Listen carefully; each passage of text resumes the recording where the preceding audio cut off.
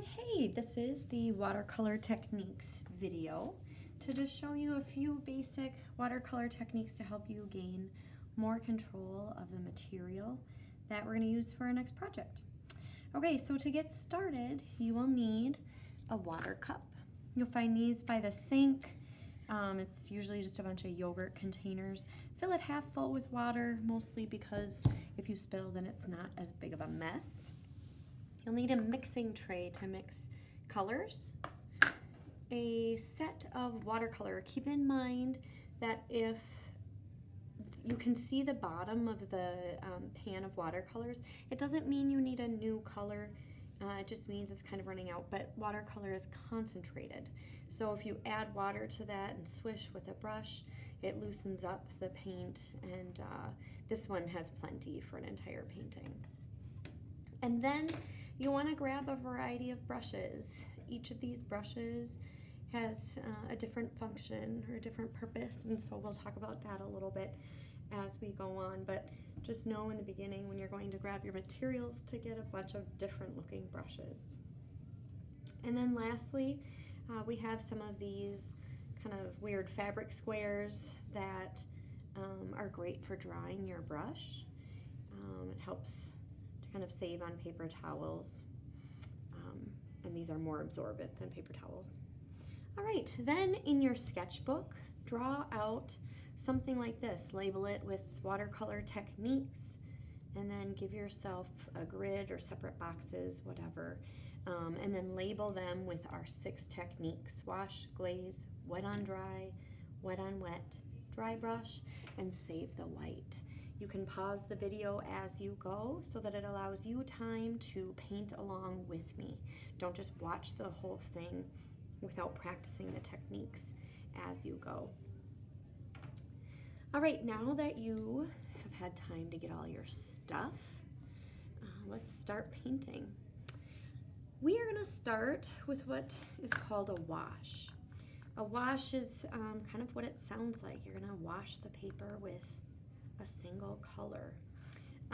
The idea is you're gonna wanna grab your biggest, fluffiest brush. These soft hair bristle brushes soak up a lot of paint and water. And the idea of a wash is that you are filling your page or the area, usually a larger area, with a nice smooth application of color. So those soft bristles allow you to have kind of a nice blended look. You don't want to see a lot of brush strokes, so that's why you want to kind of get a bigger brush for that. The next technique is kind of two-part. We're going to lay down some paint. We're going to let it dry as we move on to our other techniques, and then we'll come back at the end and add something on top of that dry layer. So because we need to just lay down another bunch of paint, we're going to do another type of wash. So step 1 of the glaze is we're just going to do a wash. And since it's all about practicing something, I'm going to have you practice what's called a gradient wash. A gradient just means it transitions or blends from one color to another. And to make this gradient work, you want to act somewhat quickly because you're going to mix the wet paint into itself. Notice I'm rinsing my brush between grabbing new paint so that I'm not messing up my paint palette. So now I'm just pulling that yellow down into the red.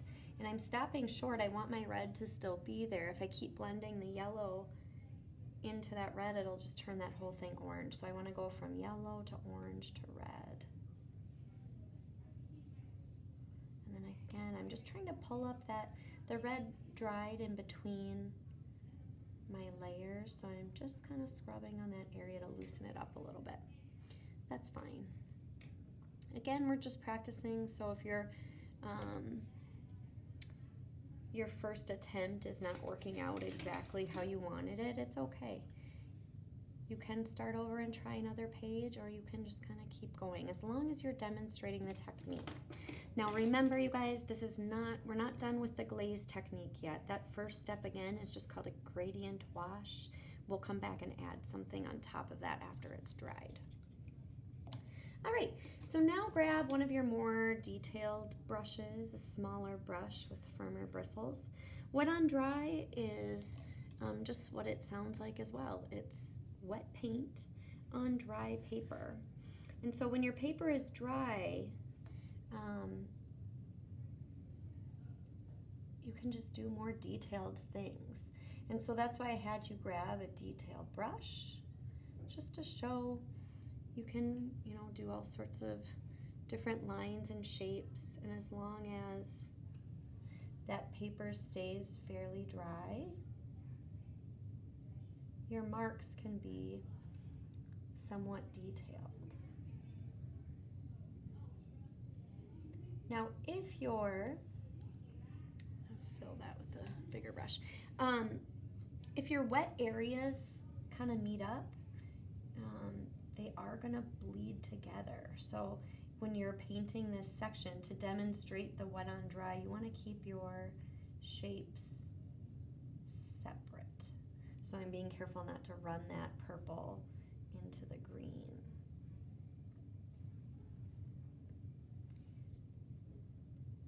This is kind of a technique that you would all do if you didn't know it was a technique anyway.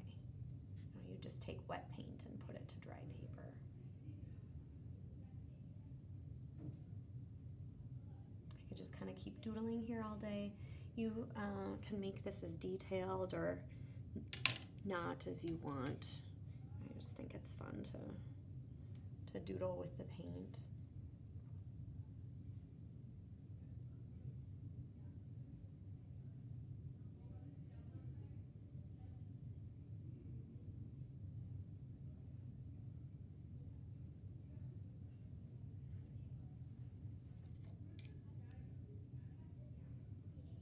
Again, making sure to rinse, I'm going to make sure to rinse my brush as much as possible. Let's see what it looks like. See, I can kind of overlap. My paint dried enough between my marks that little bit of overlap really wasn't going to affect much. And again, my green has dried enough that now I can touch my lines and it's not that big of a deal. So anyway, make some little doodle that's more detailed than just filling the whole box, and that will demonstrate that wet on dry technique just fine. All right, so now I haven't showed you any color mixing. We're gonna mix right on the paper for this next one. Wet on wet is a technique that you can do a couple of ways. It just implies that there's some sort of wet layer and then you paint on top of that wet. So to show that, I'm going to put just water down on a section of my paper. And then we can drop wet paint into that wet squiggle. And you'll see that the surface tension of that water, like wherever I put the water, that's how far the paint is going to spread. So I'm just taking an analogous color, a color that's next to it on the color wheel, because if the paint mixes, then you'll get a pleasing color. If you're mixing like red and green together, you'll get a weird brown. But you can see the colors are just kind of, they're staying where the water was initially laid down, but then within that section, the color just bleeds and blends together. So if you want kind of a blended look, a wet on wet can kind of be nice. It looks kind of tie-dyed, or it can kind of end up looking like fireworks. You can also, wet on wet can also imply that you've got, that the paper is wet from the paint. And so paint an area of wet, or with wet paint.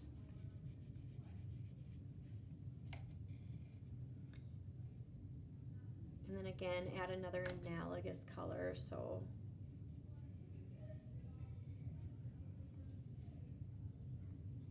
orange is next to yellow on the color wheel. You can see that where I'm adding that paint, it's just fuzzy and soft. It kind of bleeds together. And so if you want to show, you know, like maybe the fur on an animal. Now this color choice isn't great for the fur on an animal, but you can see where that red is bleeding into the yellow. If you just kind of want like soft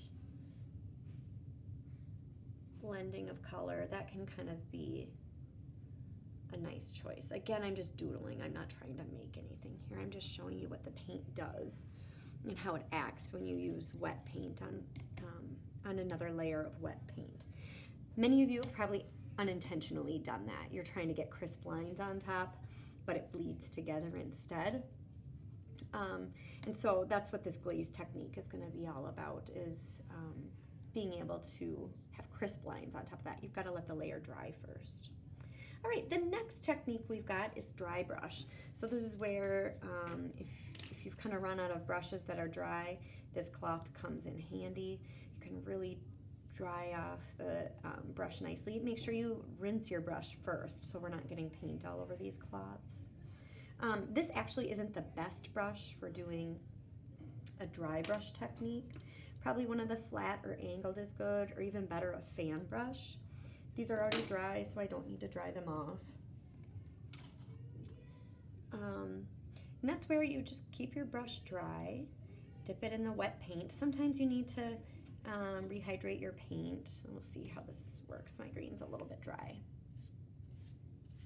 I'm going to add in just a little bit of water to hydrate it. That's the nature of watercolors. You have to hydrate it first. Sometimes you do have to like have another surface to take some of that paint off then if it's really wet. Because what you're looking for is that texture of the bristles.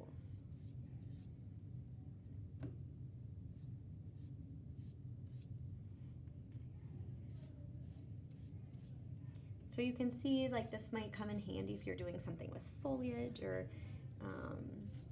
grasses, fur, hair. And that's if you're dragging it like that. You can kind of mix colors too, so I can put yellow on top of that to kind of blend. That was a little more wet, so it was blending it and smearing it together. You can also, either with a fan brush, or I'll show you with another brush too, kind of do like a stippling or dots.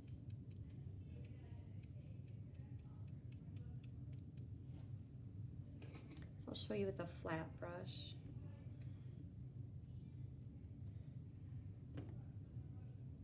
These are like more condensed bristles. There's more bristles close together, so my marks are different. So you can play around with the different brushes to see what kind of dry brush marks you can make.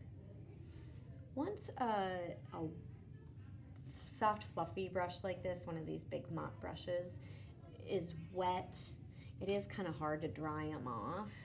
And you can dry it, you know, see it kind of look scraggly like this. Don't do it too violently, it's not great for the brush, you know, where you mix it up. But you can see now what kind of marks you could maybe get with that. I'll go in with a different color so you can see. They're less consistent because I've got chunks of bristle that are like stuck together, and even as it dries, it kind of changes. So anyway, in this section of your sketch or your paint notes, you can play around with the different bristles to see what they do and how they behave. All right, the last technique that we're going to do is save the white. So notice on my palette I don't have any white. And so most watercolorists, the purists, just save the white of the paper for any white that they intend to have in their design. So like clouds or white spots on an animal or something. You would just paint around the area that you want to save for white. Now one trick, I'll show you in a minute, or one consideration I would say with watercolor is if you go too slowly around something, those edges dry and it's hard to get that edge back. So I'm just gonna do some kind of dorky, cartoony, illustraty clouds.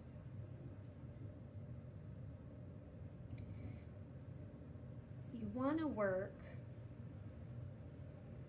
again, on those edges somewhat quickly, because like here, once those edges dry, you can see that edge is like there, and it's hard to blend back in with it. So you might want to like work in smaller batches. I can leave like, maybe that looks like clouds in the distance.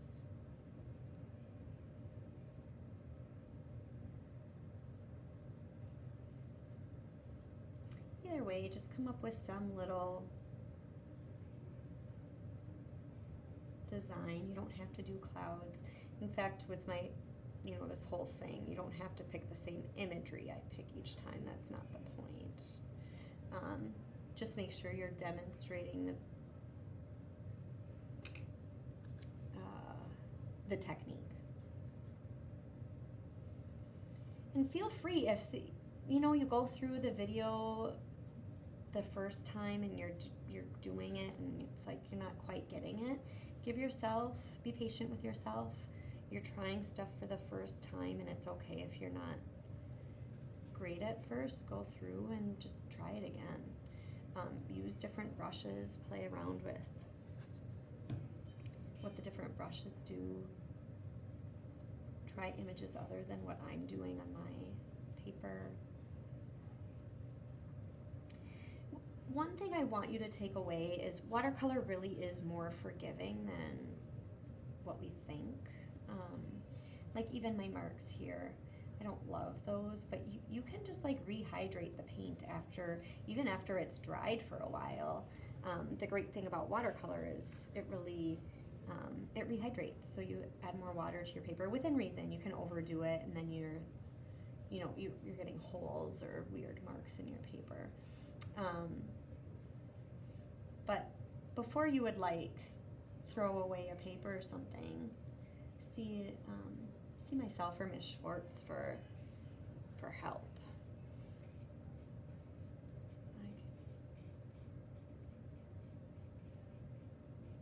And these clouds are just kind of fine. The more I mess with them, the more I don't love them. But you get the idea. You're saving an area that you want to stay white.